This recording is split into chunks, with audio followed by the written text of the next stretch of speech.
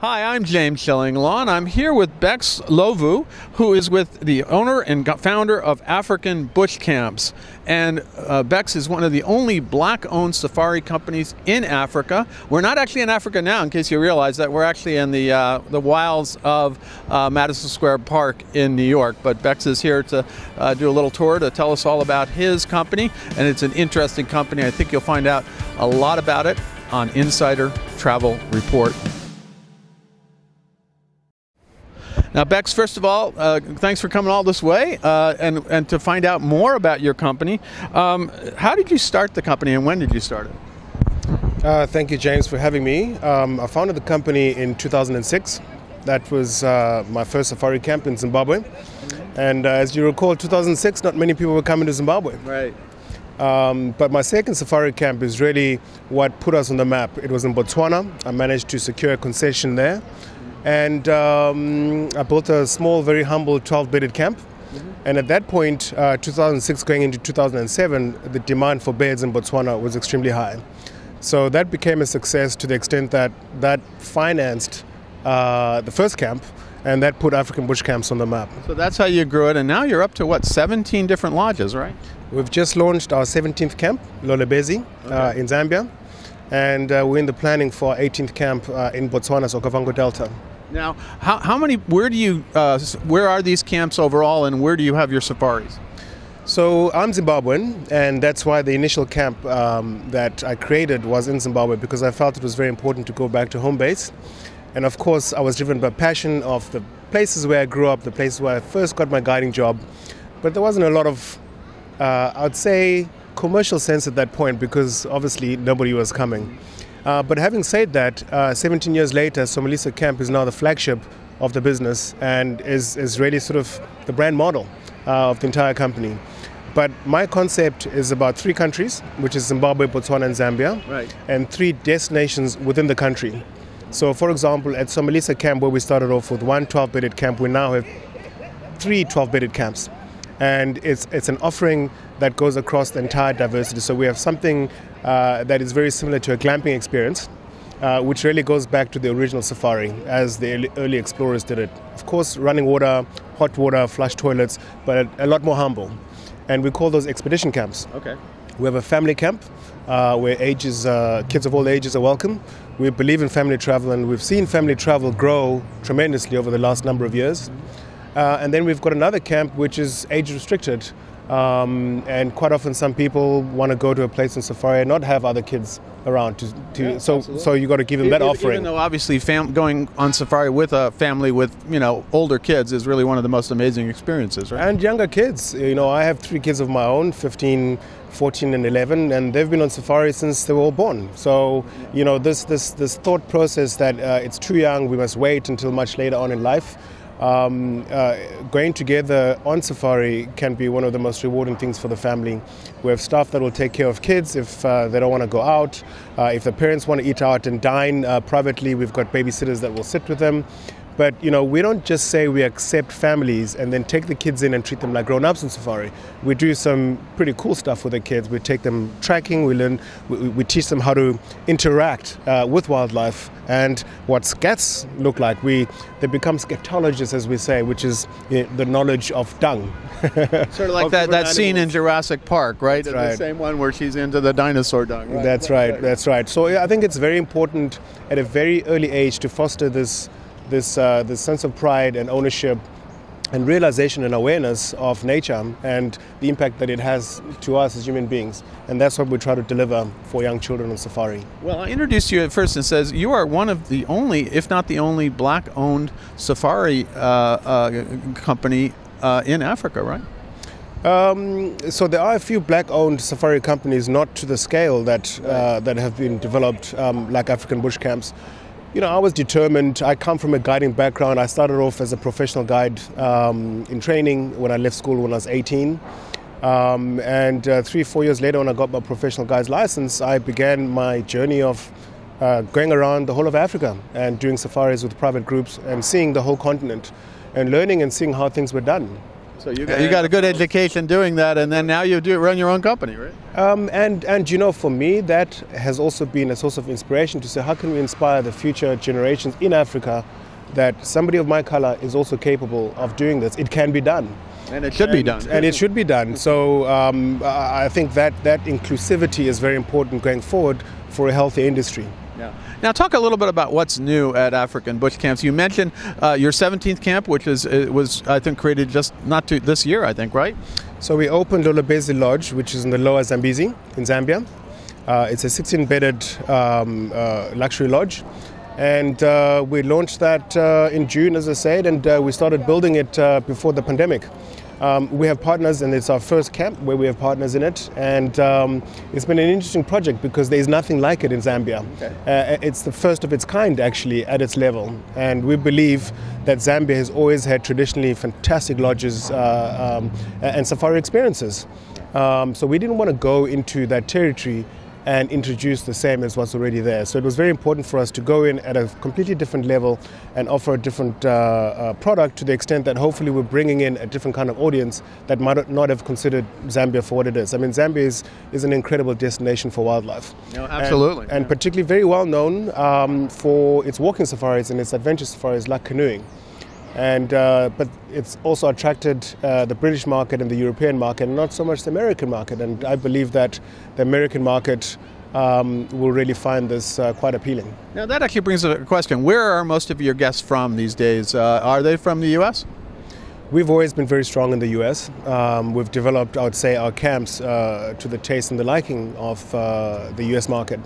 So as a result, over 40% of our business comes from the US market, and then the rest is sprinkled between the UK, Europe, Australia, and New Zealand. Yeah. Now, you have something else, another lodge coming up, your 18th lodge. Tell us a little bit about that one. So every time I go into offices of travel agents or tour operators, they've been asking me for years, hey Bex, when are you going to develop a camp in the Okavango Delta? And so we feel this will complete our third in-country destination in Botswana, by having a camp that is water-based, that is in the heart of the Okavango Delta. So it's going to be a 24-bed lodge, so only 12 tents, very exclusive, and quite generous in its spacing. And so people today ask me, so is it luxurious? And I say, well, actually, we have to redefine what luxury is. And luxury is being in these pristine wilderness areas with the best naturalist guide and all the space that you need. And that space could be out in the wilderness area or space as in your accommodation and facilities. So it's going to be very much a tastefully done product that appeals to the American market. Well, that sounds wonderful. Someday I got to come on over and try it, because I haven't done that much safari in my life. But that really is something. You look like you're meeting a need. Now, what is the customer in terms of income and everything else here that you're after? So our rate structure is per person, per day, and it's anything from $850 to $1,500 a day. So by the time you're done, that's what you should really calculate for, including flights. And that rate is all-inclusive. You know, unlike a hotel in the city, in this urban area, where your rate is just a room only. In the space of New York, it's probably a shoebox. In our part of the world, it's generous space, but everything is included, from your beverages to your food to your activities. Because once people get there, we want them to focus on the experience without having to think, can I afford this? Can I afford this activity? So that's the rate card that we're looking at. Age demographics, our clients have become younger and younger over time, as young as 25. But in general, I would say traditionally it would have been 35 to probably about 75. That's great. No, so it sounds like you can furnish a product for almost all the people. You said sometimes just adults only, but sometimes families. Correct. Now, one of the things that is intricately connected to being on safari, to being where you're going, is sustainability. And talk about, you've recently formed an organization, and I know I'm going to butcher the name, so you're going to tell me what it is. That you have a group of other operators that you've banded together to really focus on sustainable practices and a lot of different things going on. Tell us a little bit about that effort. So James, the inspiration to have my first safari camp in the first place was to find a meaningful way that I could make an impact, not just on my own, but by rallying others and actually scaling the person that I am and getting other ambassadors to be there to fight for the continent and to fight sustainably, so that we have these businesses in 50, 100 years' time. So it's been very important over the last 17 years, concurrent with the age of the business, that we do our work in the conservation space and also building up the communities who are the custodians of these shrinking natural habitats.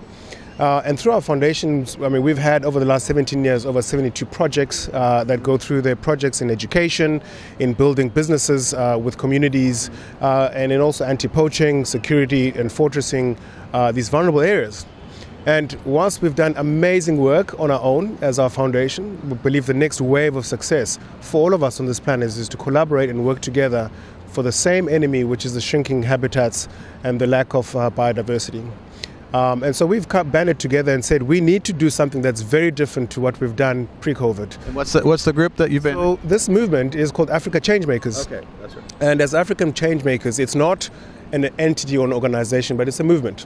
And it's really a call to action to partner together with travel agents, with safari operators, to co-invest together. And so the simple ask is, let's invest more money towards the future crisis that will happen. It's not a question of if, it's a question of when. And we've seen these calamities take place certainly in my career in the tourism industry of over 25 years. Yeah, and of course you also had the COVID crisis, which hit you and all of Africa because people weren't going. But yeah, I understand you did get through that and you survived, right? We survived.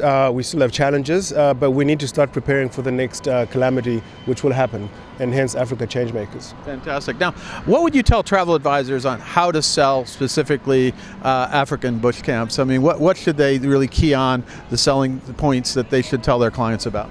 I think, James, we know that people are attracted to come and ask the questions about Africa because they believe they want to go on a wildlife safari. And the one thing that we all know is that when people come back from Africa, they've discovered that actually it's not just the wildlife, but it's the warmth of the people, it's the rich cultures and the rich narrative of storytellers that make the place come so much alive. So really it's about selling Africa and packaging the wildlife with the importance of having experiences with the people of Africa. But more than that, I think the conversations that we're really encouraging people, travel advisors, is to have conversations about why they're sending people to African bush camps. What is the impact that African bush camps is having on the wilderness areas, the communities? Where am I spending my money? Am I spending it responsibly? Where later on we can have a sustainable operator operating in that environment? I think it's an important narrative and conversations that the trade needs to have with their customers. And what's going to really make a difference for this planet is three groupings. Us as the product, as the property operator, our travel agents, and of course our customer. Right. And it starts with that initial conversation where people don't have to feel bad about spending all of this money going on this holiday, because that ultimately is a positive contribution to the environment. Fantastic. Well, where can travel advisors go to learn more about your company, African Bush Camps? We have a website, africanbushcamps.com, but we're very active in the social media, where we can also be found with our handle African Bush Camps. And the work that we do from a conservation point of view can be found on African Bush Camps Foundation. And Africa Changemakers also is a website. And again, we're very active on social media, YouTube, where you can see various podcasts that we've recorded during the pandemic, after the pandemic, and we continue to build very good content that is educational for travel advisors. Well, Bex, I want to thank you for taking the time to speak with us about your company and also your African Changemakers movement. It sounds fascinating. It sounds like this is the way I'd want to go on safari for these different destinations. And hopefully you're going to drum up a lot more business. Even it sounds like you're getting business. Things are coming back, right? Things are coming back. The only thing, James, that I've been afraid of this whole time is these dangerous squirrels you've got in this park in America. So I hope you have my back. Yeah, I think I would. Oh, they're over there. We better get out of here soon. We see elephants. Who cares about that, right? So thank you. It's been so great to meet you, and hopefully we'll meet maybe in Africa someday. We look forward to that. Thank you, James. I'm James Shillinglaw, and this is Insider Travel Report.